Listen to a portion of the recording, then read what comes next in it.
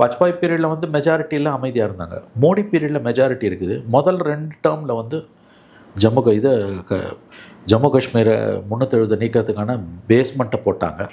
எவ்வளோ அழகாக ஒர்க் பண்ணாங்க ஜம்மு காஷ்மீர்லன்னா 14-19 காஷ்மீர் தனிநாடு கேட்குற மஹபூபா முஃப்தியோட சேர்ந்து 4 வருஷம் உட்காந்து அந்த அம்மாவை நல்லா கொள்ளடிக்க விட்டுட்டு அதுக்கப்புறம் 1 வருஷத்துக்கு முன்னால் கவுத்துட்டு மறுபடியும் வந்து முடிச்சு இன்ன வரைக்கும் அந்த அம்மாவில் எந்திரிக்க முடியல. அந்த மாதிரி ஒவ்வொரு பகுதியாக வெட்டிக்கிட்டே வந்தான்.